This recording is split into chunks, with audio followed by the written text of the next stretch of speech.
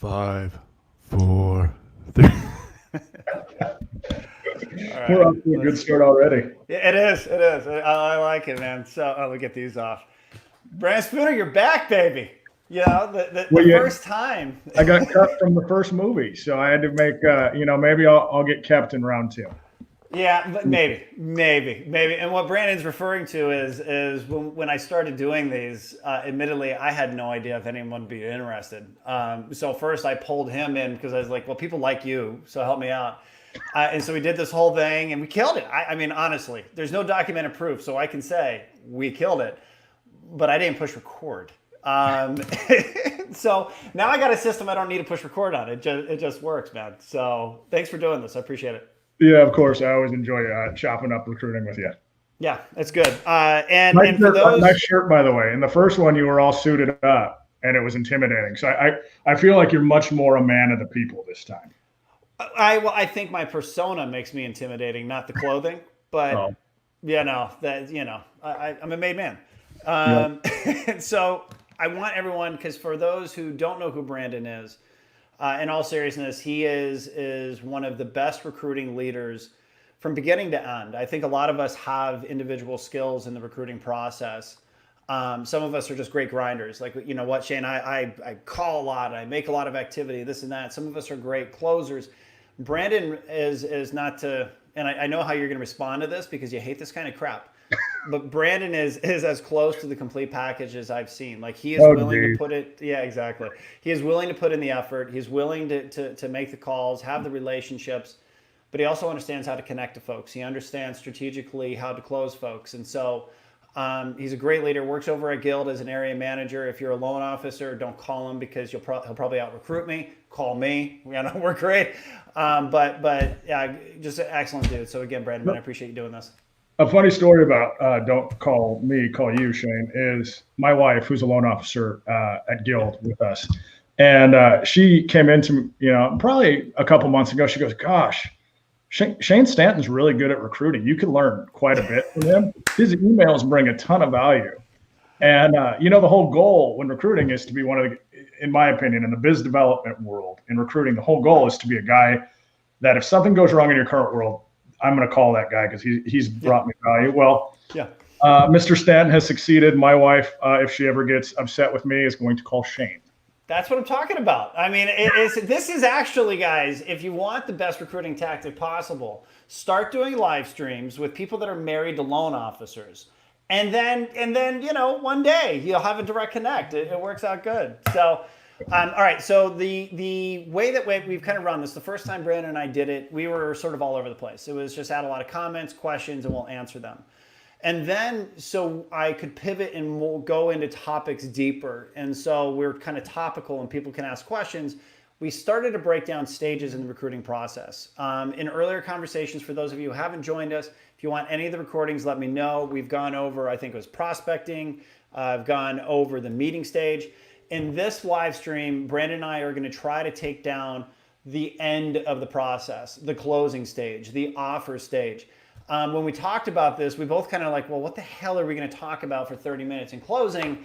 I got a feeling that we're going to fill the time with some value, but we'll see how it goes. But that is going to be the topic. And so if you guys are working on closing a candidate now, or maybe you've lost somebody, you're just curious about anything within the closing stage, throw a comment up. If I'm coordinated enough, I think I can actually do it and bring it on the screen and make sure that we answer your question. So feel free to reach out. But Brandon, all right, so I've babbled enough. When we talked about this, I mean, without like any, me provoking you, you jumped right into kind of like your general overarching theme, within kind of the recruiting cycle and how it relates to offering.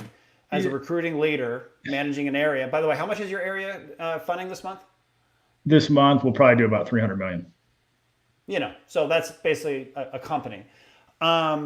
Talk about your overarching theme when it comes to like the closing stage in recruiting and what you're trying to accomplish. Yeah, so it's funny. When you brought it up, I was like, what the heck are we going to talk about? You make an offer, you shake hands, and then you just go on your merry way. Yeah. But when we kind of unpacked it, and earlier on the live stream here, I talked about the biz dev portion, and the goal with recruiting initially is develop a connection, a very personal connection, so that you're the person that one of the people they call when they're unhappy at their current spot. And then as like a recruiting leader like myself, a district, regional, branch, whatever manager you want to put next to the title, your role is to show them how you can be their best supporting actor in their movie, like how you can be the Robin Williams to Matt Damon in Good Will Hunting. Unlock their potential, help them get the girl, and give them high fives along the way. That's your goal as a recruiting leader. You're never to be the star. Your goal is to show them how they're going to be a bigger star working with you. And then all these are very emotional and personal and impactful. And then you get to the closing process, and it's like negotiating clear coat on a new truck. It's, hey, here's the money. For X amount of time, here's some extra basis points. High five, we're out. And then it becomes more of a negotiation. So what Shane and I talked about is we laughed about a bunch of our failures in closing because I did exactly that. I'd go, I'd have this great emotional tie. We'd be connected. We have this beautiful plan laid out. And then for one reason or another, the offer I had wasn't great, or I wasn't picking up certain cues or whatever. And it literally became a used car negotiation. So that's what we have to battle against. We can't go from this super emotional charged conversation to, I'm not going to pay $4.99 for clear coat. Yeah. Yeah. I've been battling that my whole career. And you and I, actually, when we were going back and forth, we came up with an idea that we'll talk about in a second. And who knows if it will work, I'm looking forward to starting to deploy it, but, you go through this, and you said, look, the whole thing is personal, and then at the end it becomes transactional. And we as recruiting leaders or a recruiter, we all have experienced it. Like, you go through this, and I'm going to show you our marketing platform, and oh man, we solution this so much better for you. Or you're missing this product and you'd love to serve this community, and here you go. And then once you get to the end, they go, oh, by the way, I'm also getting an offer from company X. And everything that you talked about, all the values, the reason why they started looking around goes out the window, and it's about, well, they're giving me 5 extra basis points, or, they're going to give me an extra month guarantee. It's like, well, what the hell? I thought this was about the next 5 years. I didn't know the 3 months of 5 basis points was going to be the difference making. And that's where us as leaders, we have to be leaders, right? Because when you have originators working for you today, they begin to lose sight of what the bigger picture is. You know what I mean? And like this, like especially right now with pipelines, like one bad file blows up everything. You know what I mean? Oh, I can't believe it. Everything is else. And you've got to, as a leader, help them understand and control their reality to understand it's not that big of a deal. The bigger picture is what matters. And we've got to do that at the offer stage. Because if not, then you can screw all of the relationship stuff and just have a strategy where you're the biggest offer to every candidate. Like, if that's what it's going to come down to, then just go get a bigger checkbook. And I know none of us want to sign up for that, because that's obviously a failed business plan, right? And so within that, we'll start at presenting offers. Obviously, guys, we're going to talk about a lot of different subjects like offer structuring and this and that. But let's talk about the offer stage. Like, you're going into an offer. How are you presenting it? In person, phone, now is it Zoom? Are there things that you do? Like, what's your structure when you're going after offers? I avoid doing over the phone like the plague. I think I just talked about it being personal. And then if you're presenting their transition package, and I'm never the most lucrative offer in the room. You can always find a big offer somewhere else. I'm not cheap by any stretch, but I've kind of prided myself on being smart and making fair offers and providing transition package that ensure success. Yeah. Well, if you're not going to go in and be the biggest check every single time, you have to go in and you have to reiterate why we're at the table together, why we're talking about the move. You have to bring it back to the personalization, and you have to say, hey, here's what this looks like, and really get them to kind of see it through your perspective. And financially, you're going to be great because we have, these little things built in for you. But overall, 6 months, 12 months, 24 months, you're going to take your business. You're an $18 million gal. You're going to be at 40 million. We have a history of that. And that's what this looks like. And that's what you've told me this entire time you want. It just doesn't come through on the phone, man. And frankly, I haven't figured out, and I'd be curious because you guys are great video chats. I can't get it to go well during Zoom either, in a Zoom meeting either. Yeah, the in-person is just a different vibe, right? You've got the energy of the person, and you can feel it, right? And Zoom, I think we're all getting better at it, but that component's missing. partly because we're not actually looking at them when we're talking. Like right now, I'm not looking at you. I'm looking at a stupid, webcam underneath a light. And so we say we want to do live chats and Zoom so we can see them, but we're not actually still talking to them and making the eye contact the way that we could. And so in COVID, I think the general idea of Zoom offers makes a lot of sense. Yeah. Because we want to replace the in-person, but I don't think it's hitting home in the same way that we think. Because of that, right? I'm not, if I want to look at your eyes because where my camera is, I got to go over here. And now everyone's seeing my receding hairline, which my wife, by the way, is bagging on me about. Like it is racing to the back, just in case you're curious. I just comb mine over, so we're good. She goes, Propecia 10%. That's apparently what I got to look at. Smoke and mirrors, baby. That's what I'm about. But so with that, in terms of video, answering your question, this is a bit of a pivot from where we were at.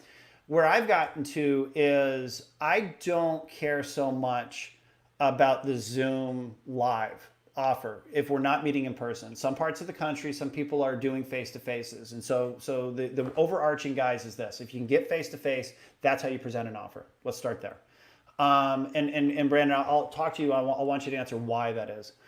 In lieu of that, though, for me personally, I don't care if it's Zoom live. That does nothing for me because of the eye contact that we just talked about. Now, if you're somebody who likes to present documents while you're presenting your offers, some of us are that way. I do like screen shares because you can click and show and make sure that they're watching. And typically when it's money that you're going to give them, they're going to look at it. The thing, though, that I've used video for in this that I think is really impactful is, Brandon, I'll make you an offer. We'll go over the phone. I'll give you the details and this and that. And by the way, at the end of this, I'll send you an email so you can have it all in writing and you can evaluate it. I will then shoot a video, a custom video. Some of us have Vidyard, some of us have BombBomb, whatever it is. And the video recording is, Brandon, dude, that was fun. I cannot tell you how excited I am to be where we're at right now. I quickly wanted to run through the offer that we just described and what we're going to give you for the transition. And then you go through the bullets. We're going to give you this amount of basis points or this cash and what have you. And we're going to totally support you. But at the end of the day, man, I'm real excited about helping you build your business, and you're going to be an excellent fit and all this excitement. And the reason why you do that is it's giving you another pitch. But you just mentioned your wife, right?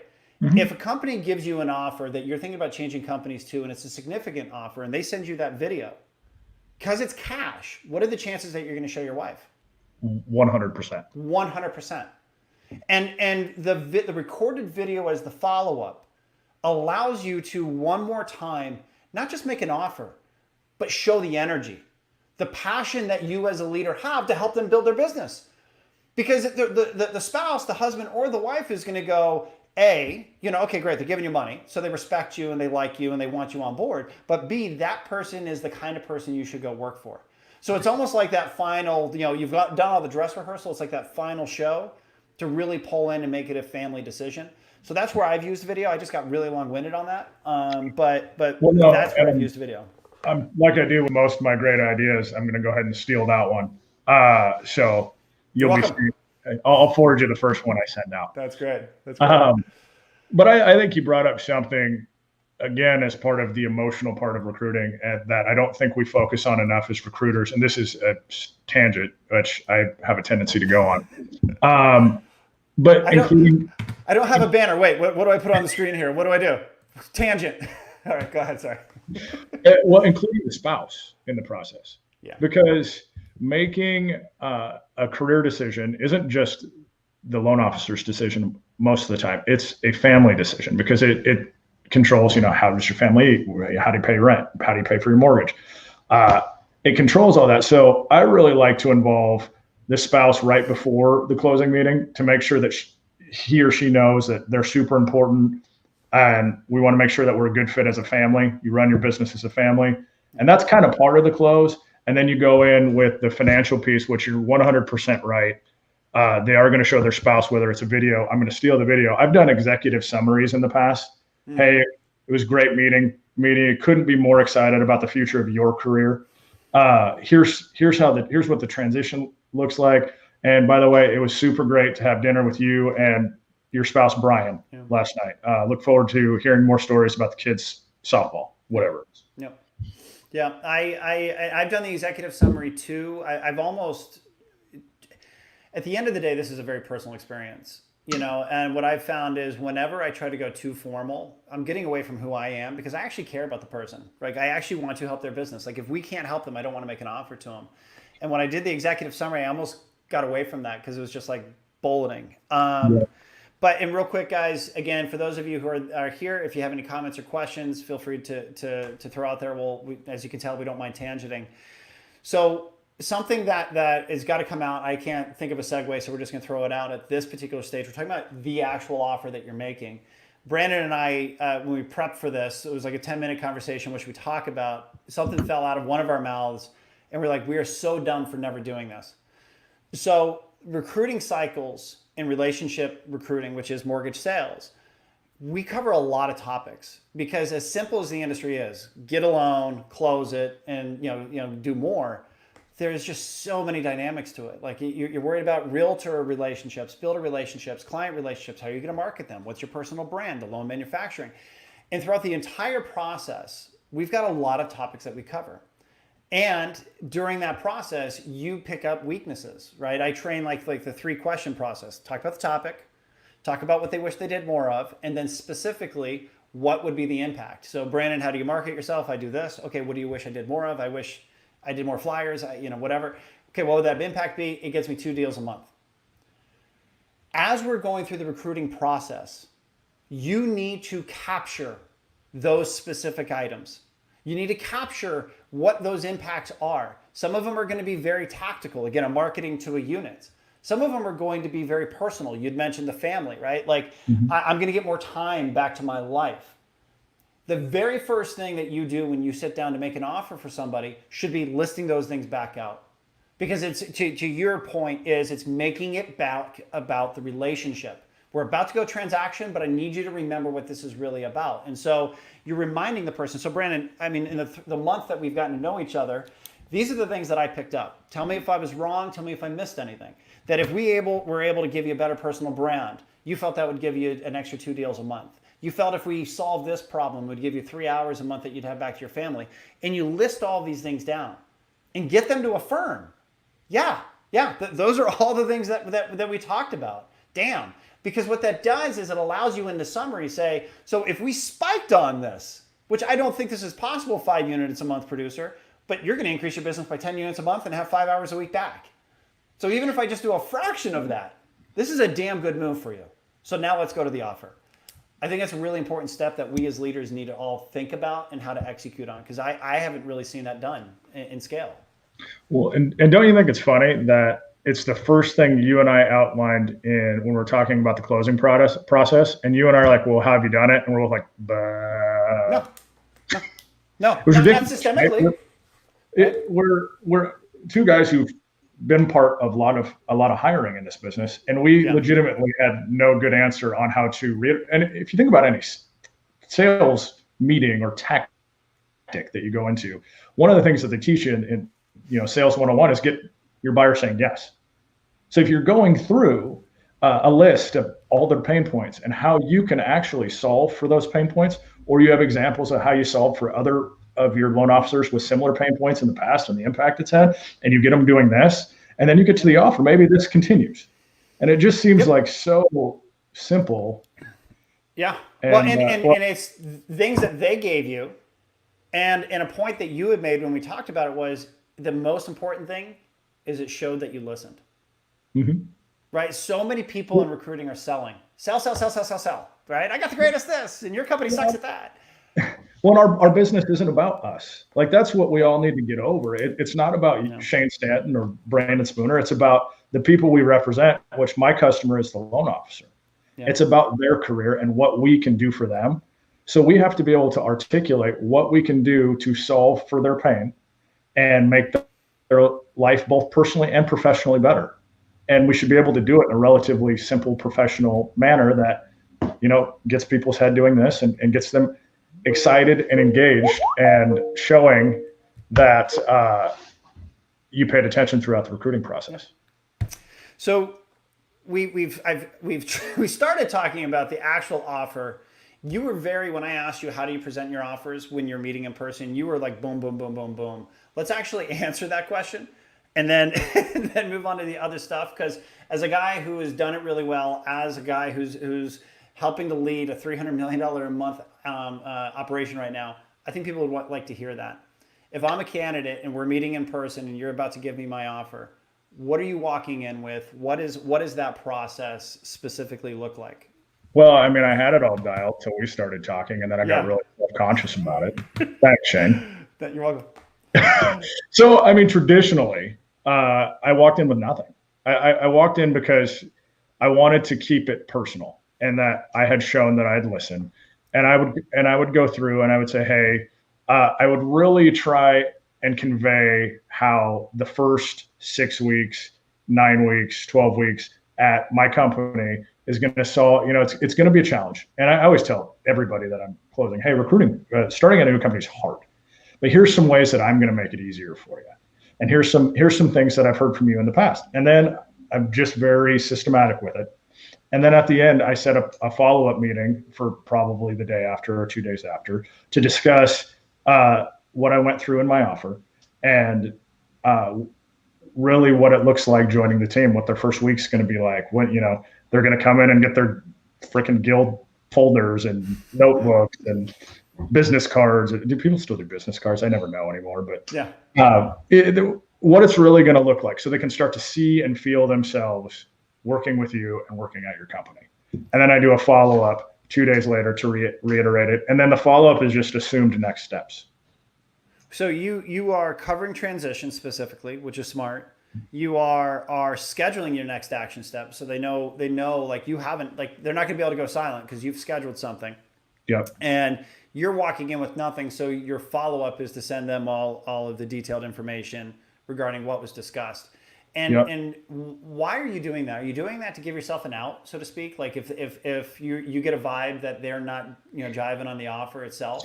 So body language is big in sales, right? So if you go over your financial piece, let me, I think we're going to talk about offers here later. So I'll table that, but body language, if you go over your offer and the person's kind of, what I was talking about, doing the yes and really into what you're saying. And then all of a sudden they go, like you just kicked their puppy. Yeah. I want something already there on a calendar that I can come back and rehash. I mean, I'm going to ask some questions around that. I'm going to notice it. I'm going to ask some questions, but I want something on the calendar where I can circle back with them if I want to circle back. Mm-hmm. I mean, sometimes we get in, markets like these and people's idea of what, companies are willing to pay is different than maybe our ideas. Yeah. No. But it at least gives me another guaranteed at bat, which in life, that's all we're trying to get is at bats. Yeah. I dig it, man. All right. Okay. So I talked about the video kind of as a follow-up, if you will, as a way of really kind of creating personal. Have you done anything tactically, or maybe you do something systemically? We talked about at the offer stage, both at the actual offer ceremony, us both really trying to get better at highlighting. Did you just call it ceremony? Ceremony. It was a copy from. Who gets the rose? So when people close documents, you're at your closing table and you're signing it. My ops team, this is totally a Loan Depot pitch. When e-hybrid, like the e-closing documents are coming out, they're like, if people do this, the digital signatures before they go to the closing ceremony, it goes from 45 minutes to 20 minutes. And I was like, ceremony. I like that. That is really good. So that has become my thing, the closing ceremony. And I just stole it for the offer ceremony because it sounded good. I'm a salesman. What can I say? Yeah. So beyond that though, like I'll share an experience and to see if this gets anything for you. This is years ago, and I had a candidate that was just a great fit for us. And we were going to help him in so many ways, and it was in New York. And for those of you, if any of you are watching in New York is a really tough place to do business at if you're a mortgage bank. And the organization that I was with at the time, pre-acquisition, Mortgage Master, we killed it. Like you need tons of investors. It's very price focused. It's just a very difficult market. And we got to the point at offer, and there was a company that I won't mention by name because I don't want to disparage, that had been trying to grow in New York for years, and they just couldn't. They did not have the understanding of product strength. Operationally, New York's got SEMAs, and it's a mess. Yet they were like, oh, we kill it there. And we're going to do really good. And we do so much. And the guy was buying it because at the time, really all the data that we have available wasn't there publicly. And so like, he was like, well, they're telling me, Shane, that they're having all this volume and success. And I mean, I believe them because why would they lie? And I had to create like this personalized deck for the guy to show how people that look just like him, we impacted their business from 10 million to 20 million to 40 million, you know, all the way up. I had to show him headcount trends, and it was a lot of effort. And you can't do that for every loan officer, but I created a personalized deck about him and his business to show why we were a better option than that other company. And I don't like selling against other companies. I want it to be about me. But when other organizations were willing to lie to hire, I almost felt like I had to, right? And we ended up hiring the guy, and it worked out really, really well. We would not have hired him without that deck because it set up the conversation. Do you do anything, maybe not that in depth, but anything that personalized? Well, you're a heck of a lot smarter than I am. So I don't even know what a deck means. But what I do is if I get in a situation where I feel like I have similar loan officers with similar profiles to them, I connect them and I have them talk about where they were before coming on my team.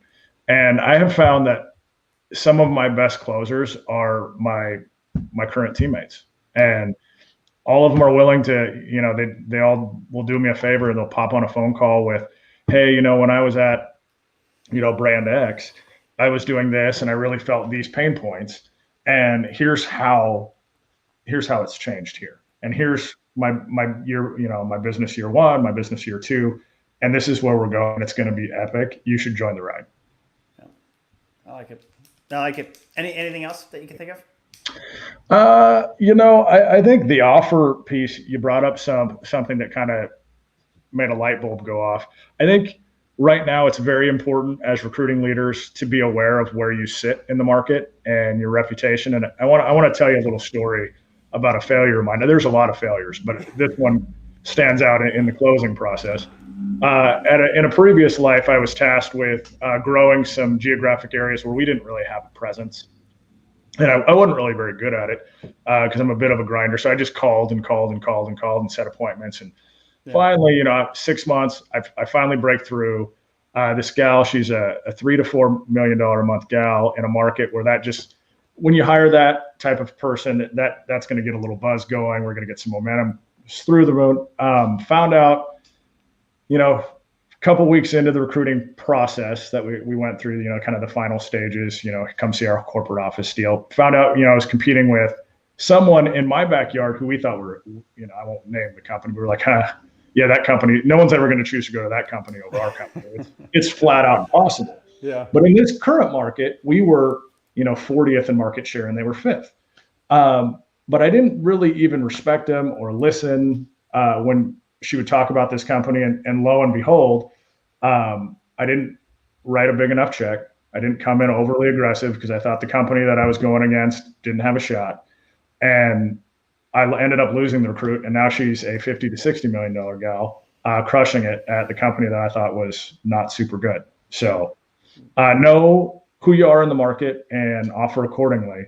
And just because someone's not great in your backyard doesn't mean they're not great in every backyard. I agree. Yeah. It's funny because I'm going through that now. We've been very fortunate. We had a couple leaders in a market that we've been wanting to grow in for a while, very purposely. And we are, in terms of, a lot like you guys, right near the market share ranks and this and that. But up there, we're nothing. And it's just it's fascinating because I've got to remember that just because in certain marketplaces people know who we are and they know what we do and what we're capable of, up there, like, people are making fun of our name. Like, Loan Depot, what the hell? I can't. My realtors won't do business, and you've got to. You get an orange vest. You got, yeah, exactly. You know, I get the hard hat. That's what we give as day one uniform. But it's going through all the old school stuff and reminding the person you're talking to, no, it's your brand. It's but very much to your point, there's companies that and I don't mean this disparaging, just in certain areas, we're just better than. Yeah. But they're still, in some cases, the company that these people are talking to because of reputation or maybe earlier relationships. And you can't take anything for granted. You've got to be the best leader you can in every circumstance. And in some cases, like you were saying, you got to invest maybe a little bit harder than you would. So, and comment, you go, too many, failures, is where you learn. I used to say that I like failing because I learn, but the thing is I don't learn. I don't get any better. I just fail. I think it's a lie I tell myself, to make myself There's feel so good. many emotional quotes on how every failure is an opportunity to learn something. Every time I fail, I binge eat and fall asleep because I'm when do I learn? When's the learning come? All right. So offer structure. I'll go first, and then that way you can hold back. The first thing with offers when it comes to structuring, and we wanted to talk about this, is the more complicated you make it, the worse it's going to become. And I've seen offer models, just of the craziest. I mean, you got to have a PhD in mathematics to figure it out. Simplicity matters, in my opinion. And because of that we've really, I've tried to hone us into really just kind of 4 categories of offer structure, if you will. Extra basis points, so if someone's going to make 100 basis points in compensation, paying them 120 for a period of time. Sign on, and with sign on, it's just cash up front, call it what it is. It's an investment, a different kind of investment. It's limited, right? Basis points in this market might be a great way to go because you're doing so much volume, you can really kill it. And with the sign-on, obviously there's, and at least in our case, there's clawbacks. We'll talk about that. Guarantees against commission, which is basically, if you do earn 10,000 in commissions, but I'm giving you a guarantee of 20, you made 20 in that month. And then what I call milestone bonuses. So if you fund 20 million this year, we give you a bonus of X. Just in terms of offer structure, do you guys use anything different than those 4 things? Or do there's not a bunch different than those 4 things. There's a couple of things that I like to throw into offers recently. This will feel like a guild plug, but it's really not because there's coaching. All right. I feel like I've plugged us a couple times, so go for it. Well, on these deals, I really try not to, but me too. We have the internal coaching deal, and I offer to pay for some internal coaching, which is appealing to people. And then how financially, how are you going to handle their support, whether they have assistants or teams, and how do you work that into the offer to ensure that the team's transition, they're not taking a big haircut. You can make it kind of an exciting moment for their team as well. Yep, I like that. We've done, you got contractual things you got to worry about, but bonuses for helping recruit people, right? Yeah. But you get into kind of non-solicitville in that. Okay, so with that though, so you've got very like extra basis points and sign-on are 2 completely different things. Mm-hmm. How are you setting yourself up to present the right form and the right offer to this person? It's candidate by candidate because normally through the recruiting process, I'll ask them before we're at this offer meeting, ceremony. Before we're at the offer ceremony, I'm bringing some roses next time too, and then if they choose me, I'm going to keep one. As long as you get the bottle of champagne, Go ahead. Smart. Well, so I asked them like, hey, in your brain, what does an ideal transition package look like? What does it look like for your team? What does it look like? What would make you, keep in mind that, you're not going to get rich off the transition bonus. The idea is to get you acclimated and part of our system and growing your business. But tell me what good feels like to you. And then I write down notes and I don't comment much about it at that time and go back to the lab and work something out. I'll do a lot of prefacing, are you more interested in a guarantee versus your commission? Or would you like a little bit less dollar amount, but you keep it regardless and everything you close on top of it's just gravy money? What does your head say there? Do extra basis points matter more, or does cash up front matter more? Where's your head at? And then whatever, this probably sounds cheesy on this call, but whatever is easier for me to get approved ultimately. that's in their vein, that's where I'm gonna start at least. Yeah. Yep. And I'm glad that you went there and asking the questions, because the same originator will give you different answers based upon the market that we're in. If let's take COVID out of it for a second, or not even COVID, this market, right? And how crazy it is with volume and everything else. And the fact that we still have a lot of people watching this is amazing to me. Thank you guys. It's busy. It's busy. It's your star power that's really shining through. Oh my God, thank you. I know. I will be sending out autographed photos later. Just hit me up. How about just autographs, no photos? That are people who are here like, are they gonna give me operational recruiting tips? Like maybe that's what they're waiting for us to talk these guys about. closing on underwriters? What the hell? Actually, I've gotten 3 DMs asking if I'll underwrite, but my national head of underwriting. My national head of underwriting, we were emailing, and she goes, legitimately, Shane, you have a heartbeat and you have a brain. Can I train you to be an underwriter? That's where we're at right now. So anyway, but I'm glad you started there though, because in normal markets, the same originator will give you a different answer in the structure of offer based upon the time of the year. If we're in the beginning in the heat of spring, and that's the other thing. So many people believe that, well, spring market, nobody moves. People are always moving. There's just different reasons for why they move. But in the beginning of spring, people are more apt to want an incentive-laden or layered compensation plan than a guarantee compensation plan, because they know volume's coming, right? Very much like this market. If you're in the Northeast, where it's very seasonal, winter's coming, to quote Game of Thrones, dude, they're afraid. They have no idea what's going to happen, because if they get 2 blizzards back to back, there's nobody going to look at houses. And so at that time of year, they want more guarantee-based compensation plans, to where their upside is limited, but they know that they're going to have a steady income that probably matches what they're doing. And so I love how you did it. Is what's your appetite right now? Because at the end of the day, there's 2 ways of going about it. If you take on risk, you'll have a higher chance of getting, a higher threshold of how much cash you can get. But if you really want to limit your risk, well, then the upside goes away, but you're more of a guaranteed compensation. Where are you at in that spectrum? And you're putting it on them. Now, the other thing, and I'll pivot this into something that I know you don't actually believe in, is stipulations. And some organizations do STIPs, some don't. I am a believer in STIPs. And what I mean by stipulations, for those who are watching this, is I'm happy giving cash, but I have talked to too many originators as a leader. Like, I ran sales for a mortgage bank, that the originators have said, they gave me 30 grand for 3 months. So for the first 45 days, dude, I'm going to enjoy my time. And they kick back and they go for it. And so I put in stipulations that are not like, you're a 10 unit a month producer, so I need you to do 10 units in your first 30 days. Like, that's not going to happen. That's not realistic. But I'll talk to the candidate when I'm going, hey, do you want upside? Do you want risk? Do you want this and that? And by the way, what does your transition look like? So going into month 1, how many apps do you think you're going to take? And then I'll ask them, how many fundings do you think that you'll have? And a lot of originators will actually give you numbers, which is crazy. And then I go month 2 and then month 3, and eventually they hit their standard run rate, right?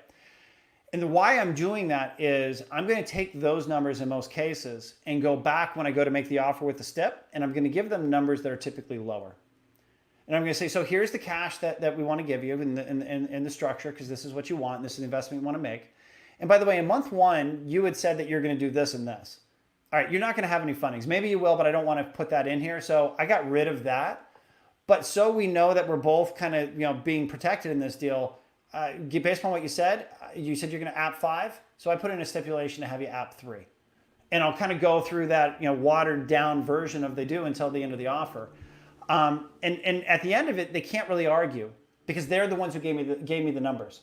Well, you said you were going to do this. And so with that, I'm knocking it down, but I want us to be in this offer together. You don't do STIPs. Why is that? Like, what's your strategy behind it? Can I ask you a question first? Please. How many times have you collected on those STIPs? Not often. Good question. You know what? Not off. Look, if you put it out there, you've got to be willing to back it up. And so we have, and it's not something that we do lightly. because to where your point is, I just spent 2 years trying to recruit this person, and I know what they're capable of, and I'm not going to lose them forever, because a stip got missed by one transaction. But if I've got a stip of 5, because that's what this person's going to do, and we're in month 2, and they're still goose egged, for 2 months, I will act on the stip. Okay. Because clearly they're not living up to what they said they would, right? So that it is a balance, within that regard. So let me unpack this a little bit, because I understand stips in some regards when you're taking a chance on somebody, because it's kind of an easy out. Hey, this isn't working. It's clear it's not working. Let's part as friends. Because sometimes, you want to give someone in the industry a shot, right? Because you believe in them, you're excited. But most of the people we hire, we know. We've been invested in for years. You know what you're getting because they have a history of producing it. I can pull their statistics through CoreLogic or one of 9,000 different ways. And the type of person I'm going to hire, and I believe you're probably going to hire, they're not going to come in and kick their feet up, because you lose 45 days worth of momentum in your business as an originator. There's a lot of work to start that thing back up. Mm-hmm. So the reason I don't believe in stips is I don't believe that they're acted upon at a high enough percentage to where their value outweighs the annoyance of overcoming the objection of having stips. Yeah. Which is why, for me, it very much starts with what they say they're going to produce. Because if you just pull them out of thin air, then it becomes, it goes back to, I'm going to talk about the impact that you gave me. Well, I'm also going to talk about what you said you'd produce, and I knocked it down to make it easier. Yeah. All right. So do you guys use clawbacks? If you gave 100K sign on, do you guys use clawbacks? Yeah. And I've done it a couple ways, and you may actually view this as a stip, so you may make fun of me, but I'll do say we gave you $100,000 overall, whatever it is.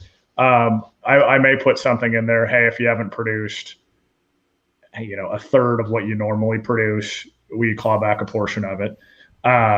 Or if you exit the company within a year, you pay back all of it. Those are the two forms of clawbacks that I have. Yeah. And I guess you can count one as a stip. But I do, but we'll let it slide, because you're better at marketing than I am. That's why you're a better salesman. It's not a stip, but it's a stip. Count the trap together. That's my sales. I like that. Yeah, and I do agree with that. And it's not. At the end of the day, if it's not a good fit, it's not a good fit. You're not trying to do this, but do this to trap people. But this is a business. We're it is a for-profit business. If your company is not profitable, well, then they're not a company anymore, and all the reasons you joined them go away. And if I knew, if I was a shareholder in a company, and I knew that they were making hundreds of thousands of dollars of investments with no security to protect my future as a shareholder, I'd be pretty damn pissed. Yeah. And that's how I think about it, right? We almost forget, because it's not our money, that there's actual risk here. It doesn't take much to lose millions. When you're a company like Guild size or our size, we're hiring 40, 50, 60 people a month. It doesn't take much for every single month an organization to spend hundreds and thousands of dollars, if not millions. I need some protection, because there isn't a money tree in the backyard to pull more money off of. So, I know. So I do. I believe in clawbacks, because they're protecting. I thought that was your pitch for stips again. No. I'm going to move on from stips. But because ultimately, when you're on with a guy who doesn't believe in them, man, I'm in a weak position right now. I don't think we're going after any of the same recruits, but man, I'm screwed. All right, so 2 more questions, and then we're gonna bull. Dude, we're already at 48 minutes. We're gonna go 20, and we're at 48. Somebody turns down your offer. Yeah. Well, first I cry in a pillow for a while. Do you have a process? Do you follow up? I'm not as smart as you. I wouldn't call it a process, but I have found in my years of doing this, I've hired probably 3 or 4 people who've chosen another company, and 2 months into that other company, they're like, "Oh shucks, I made the wrong choice. Can we still work something out?"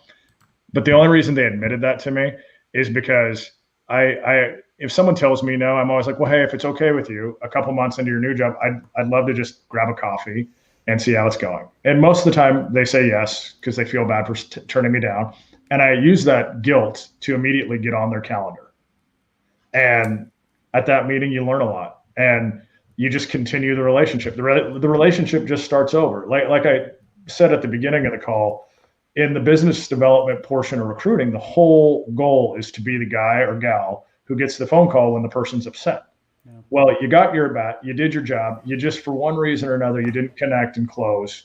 But you still want to be the guy / gal who gets the phone call when that person gets upset again, if it does happen. So you need to continue the relationship. You don't just burn it and forget it. You can do that because you passionately actually care. Just knowing you as well as I do, you actually care about the originators that work for you, right? Mm-hmm. And it's funny to me because you can tell when a company is recruiting you transactionally or actually because they care based upon how they respond to the rejection. Because I can't tell you how many times, I'm sure you've heard the same, man, thank God I turned that company down, because when I did, I mean, they just lit me up. They just completely berated the company. They said I was making a mistake. Look, be gracious. Be hopeful for the person. You know what I mean? Like, don't make the person feel bad about the commitment that they just mentally made, because it was not an easy commitment for them. Be happy for them. Sure, they're not coming to work for you, but be genuinely happy and excited. Now, as a business leader, to your point, also don't put your head in the sand. I love the scheduled conversation 2 months later, checking in. Look, I hope, congrats. I'm happy for you. If you chose them, you did it for a reason. That's great. I'd love to catch up and make sure that we continue to stay in touch. I think it's a brilliant thing. And because ultimately, 2 months, if they're still happy, it's going to be an easy conversation. You're just going to talk to them about how the business is going. You're going to begin to learn more about them. And or if they're having a bad experience, it's going to be able to open up an opportunity. And you're moving back to the beginning of the recruiting cycle again. So now you're going to spend the time talking to them about their family and the softball games and volleyball, and you're going to grab a beer, a couple months after that, and you're going to complain about being too busy in this industry. That's kind of the common theme right now. Yeah. But you just stay in touch, and the cycle starts over. I mean, I always cry, but after I read to myself, with the lights off, Yep. And it gets awkward for Kim when she sees it, but so last thing, a little bit outside of offer, transition. And it really is more of a COVID thing, because I think a lot of us were like, what's interesting is I think in the day-to-day, I think many of us are really surprised at how easy it's been to run our business remotely, and from our homes. But when you hire that originator in a work from home environment, like it's game changing, because it's miserable because you almost underappreciate them being able to just walk in your office and say, dude, I don't know how to push this button. What how do I do that? Have you built anything different in your transition since COVID? I thought about it and built a lot of things, and they haven't been very good. So I just would rather be transparent with some problems that we're having, so maybe we can solve them together. But I think part of the problem is people don't want to be a bother. So when you hire someone on and you're right there with them, it's really easy to think about checking in with them. But I don't know about your day, Shane, or anybody who's on the call with us. My day is a hot mess. Yeah. Even if I can control it, it gets away from me more than I'd like to admit. So I don't have those, oh darn, he's right next door. Let me check in. Let me peek my head in. Let me see how he's doing. I don't have my support staff around that new hire to love on him a little bit. It's all done like this, and the love doesn't feel the same. So what I've done is work with my managers on scheduled check-ins, a plan of attack. So you have day one, we cover this. Day two, we cover this. Day three, it's, the group training. But I don't have any super genius ideas. We're going to move to sending, welcome packets and, with gifts and something centered around what we learned during the recruiting process, and process the thing out as much as we can. But it's not real pretty right now. Yeah. So we've had to add an extra training set, like for training session. So we used to have new hire, we have new hire orientation. Why am I stumbling? We have new hire orientation that goes every month. And obviously, like you guys, I'm sure it's virtual now. And because our originators are not able to shadow over a branch manager's shoulder, right, while they're inputting a loan and this and that, we've moved into adding an extra training every single week. That's a flash training just on point of sale basics. Because there's nothing worse than being an originator, needing to get a loan in the system, and you just don't know how to even freaking get it into the system. You don't know how to price the deal. It's just like, it's breathing as an originator. Yeah. And so we've added that to our training, and that will probably stay even afterwards, just because it's useful. It helps, but because you don't have a manager that can do it. I've got some leaders. I think that was your Microsoft Teams. Did I hear that? Do? Was that you? Okay. So I've got some managers that will Teams video, so it's like Zoom, but right, Teams video, and they just keep it on. And they do it. They don't do it forever, but they keep it on live streaming with their new hire. And the reason why they do it is to remove that barrier that you had said. They don't want the new hire to be afraid to pick up the phone and make a call, because that's just like, all right, calling Brandon for the 5th time today. That just feels psycho. Well, it's always, hey, sorry to bug you. Hey, sorry to bug you. But in reality, it's not. It's just part of the process. I want to do this. And so he keeps that portal on. So the person just, hey, unmute, Brandon, help me out. And by doing it in Teams, the other thing that's really, really cool is, oh, okay, let's just screen share real quick, right? You click the button and away you go. Yeah. So I really liked that. Shane, How are you guys battling? Because probably like us, a lot of your top producers are managers. Yeah. Like a lot of your managers do crazy volume. Yeah, how are you guys battling that? Like we're going to come up with this. We've been talking about coming up with this. It's not rolled out yet. So I may get electrocuted from home office because I'm sharing. We're talking about coming up with a concierge service where you have these people just dedicated to help put in apps, check in. There'll be systematic check-ins. Are you guys doing something similar? Yeah. So within our training department, we've got dedicated trainer as a fail-safe. And our training department, I've seen training departments before, and they're more just kind of like corporate, all right, pull out your binder. You know what I mean? And it's this. Yeah. Like these guys are, if I've got people that want to see our point of sale system, they can live stream, demo, click, they know everything. Like, so they're functional trainers. Yeah. And they run it like a business, if that makes sense. It's a different culture shift. I was shocked when I saw it. So anyway, so we give dedicated there. So you have a single point of contact. For the loan input system, we have a role in our franchise called ILCs, or internal loan consultants. Basically, they're licensed individuals that are salaried. And like to your point, to input loans for new hires, be kind of that point of contact and getting them into the system, and really doing those things together. We also do have in certain regions a concierge, kind of the fail-safe, like marketing, but topical experts really are good, because I used to manage a team of concierge, and they were masters of nothing, but they were really, really good at, I don't know the answer, but I'll call this person. I don't know the answer, I'll call that person. And so what we've tried to do in our franchise is make sure within each division we have trainers. So in my marketing department, there's a gentleman named Joey Simpson. Guys, don't try to recruit him, please, because the guy's a beast. He's a stud. And he's like trainer, and he's got an open calendar that you can schedule into his thing anytime you want. And anybody can do it. And so whatever your topic is, if it's like inputting a loan, structuring, I got an ILC. If it's just general stuff, I don't know where to find it, I got a training specialist. If it's marketing focused, we've got that. And then in some cases, we do have overall concierge. I think what with the concierge that you'll like if you guys roll it is it's the proactive communication. Yeah. Right? It's them proactively reaching out and saying, hey, how are you? What's going on? That really helps a lot. And because they'll extract pains versus the person building them up. You know what I mean? And holding on to them at their house. And that's the whole goal with this, right? Extract the pain so it doesn't build. Yep. All right. So we got one question, and then we'll let you get, man.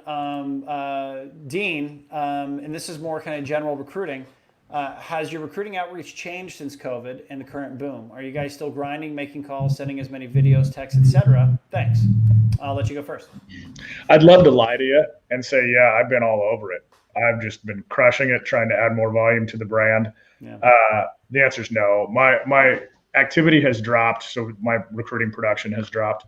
I do believe that if you're trying to add volume in this marketplace, it is completely possible. And if you do the activities, you will get paid off. So if your goal is to add a bunch of people, right now is as good a time as ever because people have built-in volume that they can bring. And a lot of the bigger teams, the the mega producers, they're so focused on just making it rain right now. A lot of them aren't staying in touch with the referral partners. So it's a great time. I mean, if you're at a bank and you're trying to stop, from being in a Fed business to being a more self-sourced originator, or if you're, you need to make a change. It's recruiting is great right now. You just have to make sure that you have the capacity to onboard the person and provide the level of service where they're not going to come to your shop and say, well, I have the same exact problems here that I had in the last place.